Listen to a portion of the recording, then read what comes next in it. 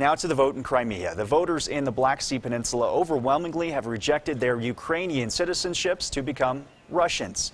KRDO News Channel 13's Olivia Williamson joins us now in the studio. Olivia.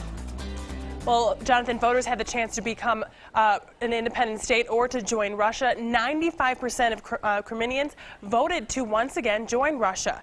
Let's take a look at voting in Crimea today. Crimea.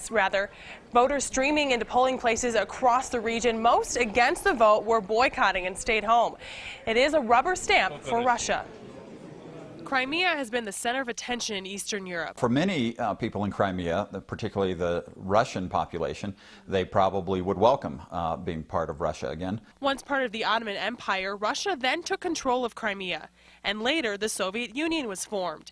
In 1954, Crimea became part of Ukraine. It's changed hands many times over the centuries. Now the Black Sea Peninsula could soon be back in Russia's hands. The Ukrainian economy has not been doing very well, and so they probably suspect that they would do better under Russia. So what does this mean for the United States?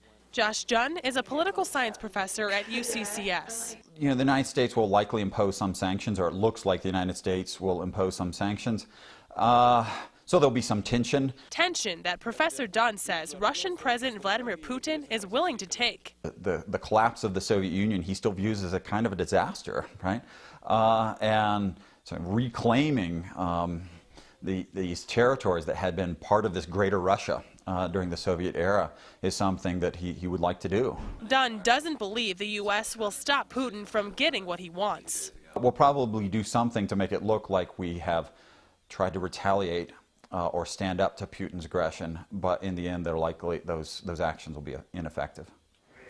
Now, I did speak with a Colorado Springs man who has family in Crimea, and he says that his relatives wanted to vote against being a part of Russia, and that they lived through the Cold War, and that they don't want to go through anything like that again. They said they're scared what will happen. Yeah, absolutely. Well, the Crimean parliament will formally ask Moscow to be a part of Russia tomorrow.